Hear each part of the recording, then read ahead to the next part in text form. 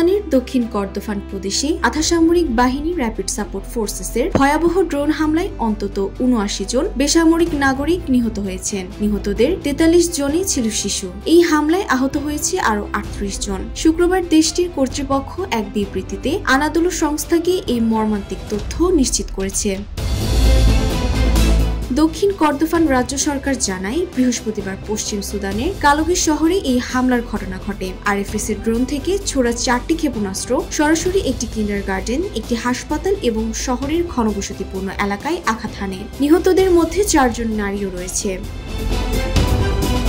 রাজ্য সরকার এই ঘটনাকে একটি জঘন্য অপরাধ হিসেবে অভিহিত করেছে। তারা আন্তর্জাতিক সম্প্রদায় ও মানবাধিকার সংগঠনগুলোর প্রতি আরএফএসকে একটি সন্ত্রাসী সংগঠন ঘোষণার জন্য দাবি জানিয়েছেন।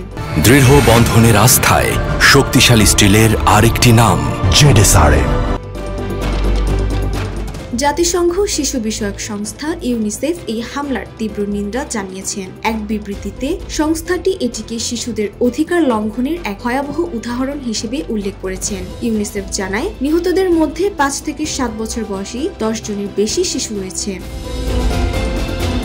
২০২৩ সালের এপ্রিল মাসে সুদান সেনাবাহিনী ও আরএফএস এর মধ্যে শুরু হওয়া এক গৃহযুদ্ধ ভয়াবহ রূপ ধারণ করেছে। বিশ্ব স্বাস্থ্য সংস্থার তথ্যানুসারে এই সংঘাতে এখন পর্যন্ত অন্তত ৪০,০০০ মানুষ নিহত এবং প্রায় ১,২০,০০,০০০ মানুষ নির্যাতিত হয়েছে।